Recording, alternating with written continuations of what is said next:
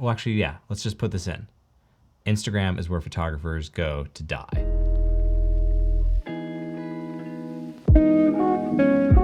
All right, welcome back to another video.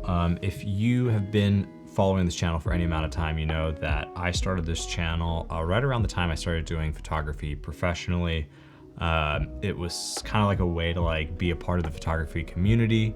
And you know that recently, kind of like in the last 18 months, I just haven't been on Instagram. I've posted a few things here and there, but for the most part, the app isn't on my phone.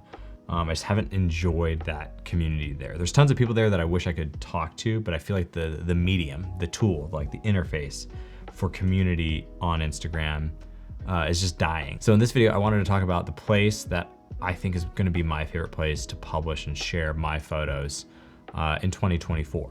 I was having this conversation just earlier this week with my friend Becky Ishwara.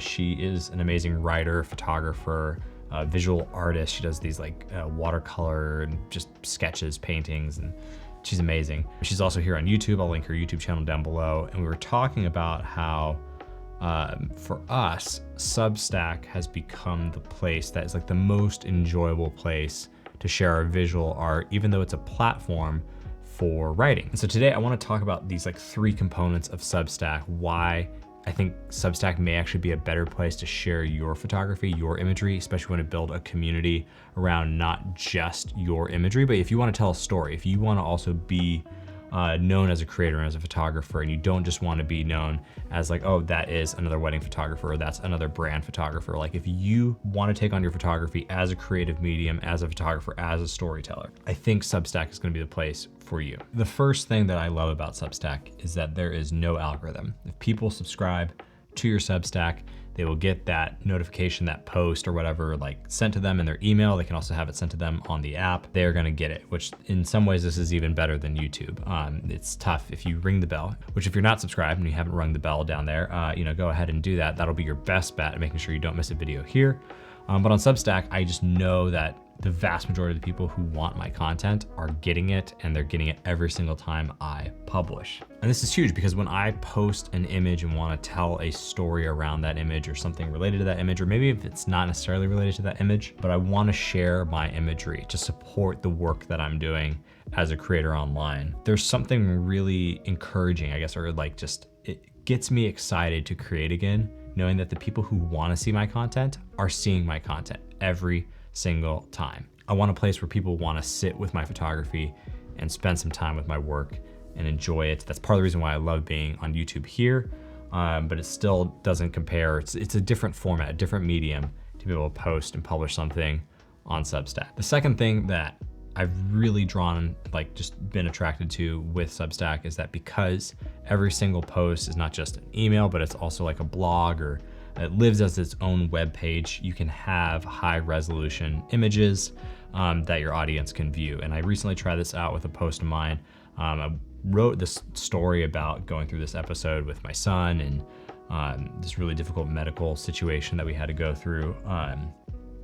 And being able to share one of the images that I took on a walk, kind of processing all those things, that felt really powerful to tell that story and have this image that I'd been, that represents what I was doing, trying to work through that moment. To see that image take up a full page spread on my laptop even, just felt so good. I don't like using Instagram on my laptop. I don't like even using it on my phone, but I realized publicly people hadn't really consumed my photography unless you follow me on Glass, which Glass is another great option, but I wanted to focus this video on Substack.